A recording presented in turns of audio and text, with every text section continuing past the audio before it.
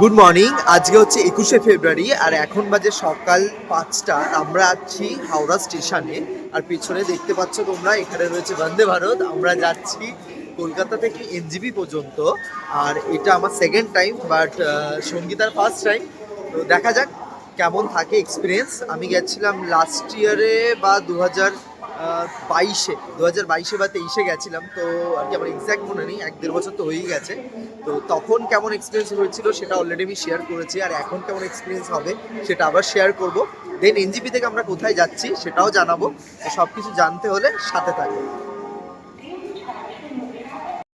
এখন 5টা 15 বাজে আর আমরা স্টেশনে এসে অলরেডি, যেহেতু দেখলাম ট্রেন দিয়ে দিয়েছে, তাই আমরা ট্রেনে উঠে পড়েছি। আমাদের সিটও আমরা পেয়ে গেছি, যদিও উইন্ডো সিট, কিন্তু এখানে এরকম একটা পিলার রয়েছে যেই কারণে কিছু দেখা যাচ্ছে না। তো আর কি সাইড দিয়ে দেখতে হবে, মানে পুরো ক্লিয়ার উইন্ডো নেই এখানটায়। তো দেখা যাক, ট্রেন আশা করি ফাঁকাই আছে। যদি অন্য সিট ম্যানেজ করতে পারি তো অন্য সিটে চেষ্টা করবো মুভ করে যাওয়ার। আর ট্রেনে কি কি খাবার দিচ্ছে তোমাদের দেখাচ্ছি একটু পরে। ঘড়ির কাঁটায় এখন বাজে 5:55 আর হাওড়া থেকে আমাদের ট্রেন ছেড়ে দিল এনজিপির উদ্দেশ্যে।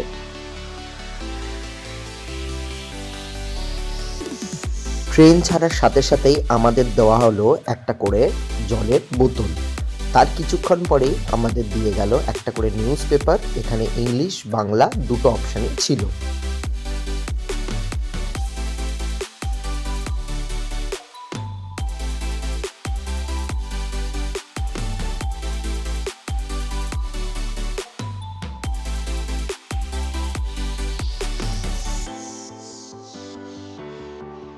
এর কিছুক্ষণ পরেই আমাদের সার্ভ করা হলো মর্নিং টি।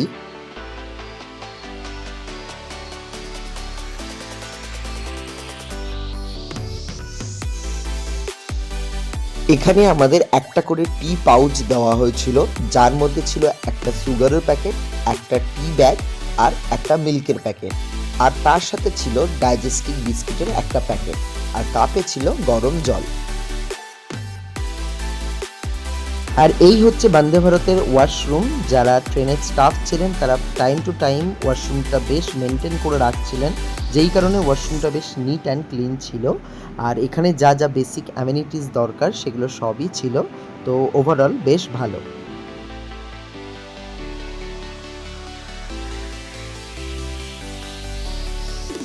বোলপুর শান্তিনিকেতন স্টেশন ক্রস করার পর আমাদের ব্রেকফাস্ট চলে এসেছিল। ব্রেকফাস্টে ছিল একটা অমলেট, তার সাথে ছিল বয়েল ভেজিটেবলস, আর তার সাথে ছিল দুটো ব্রাউন ব্রেড।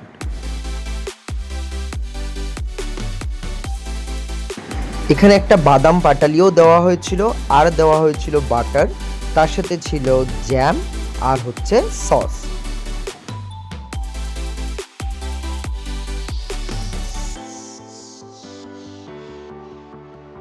আর ছিল সল্ট অ্যান্ড পেপার আর একটা ছোট স্যানিটাইজারের স্যাশে।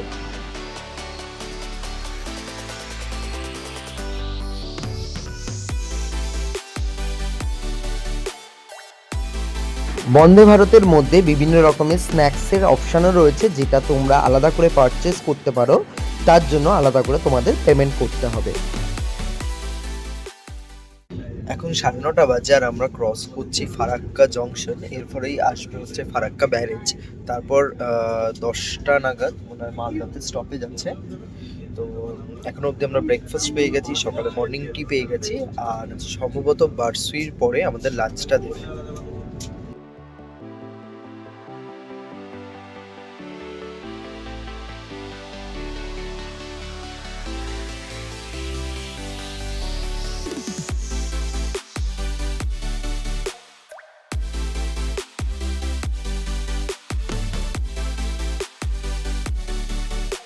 এখন বাজে 10টা 12 আর আমরা এই মুহূর্তে এসে পৌঁছেছি মালদা টাউন স্টেশনে। ট্রেনের টাইম হচ্ছে 10টা 22-এ এখানে ছিল, কিন্তু অনেক বিফোর টাইম ঢুকে গেছে। এখানে বেসিক্যালি 3 মিনিটের হল থাকে, 10টা 25-এ এখান থেকে ছাড়ে। বাট যেহেতু আমরা আগে ঢুকে গেছি সেই কারণে একটু বেশিক্ষণ দাঁড়াবে। দেন এটা 10টা 25-এ এখান থেকে আবার ছাড়বে। তারপর মাঝখানে আরেকটা স্টেশন, সেটা হচ্ছে বারসুই জাংশন। তারপর আমরা পৌঁছে যাবো এনজিপি। তো দেখা যাক এনজিপিতে কখন গিয়ে পৌঁছায়। সকালে তো একটু লেট ছিল কুয়াশার জন্য। তো এখানে তো মালদা বিফোর টাইম ঢুকে গেছে। এখন দেখা যাক আমরা কটার সময় এনজিপি পৌঁছাই।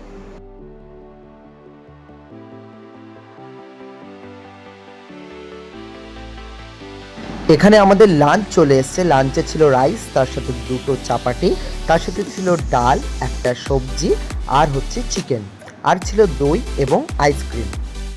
আমরা অলরেডি ঢুকে গেছি নিউ জলপাইগুড়ি স্টেশনে। ট্রেনটা আজকে অনেক বিফোর টাইম ঢুকিয়ে দিয়েছে, তো আমাদের ভালোই হলো। আমরা এবার এখান থেকে যাচ্ছি এখন দার্জিলিং। তো বাইরে বেরোবো, আমরা দুজন আছি, তো শেয়ার ট্যাক্সি দেখবো তো কত করে কি বলছে না বলছে, দেন সেই অনুযায়ী আর কি কতটা কি চিপভাবে যাওয়া যায়, কত কম খরচে যাওয়া যায় সেটা তোমাদের সাথে শেয়ার করবো।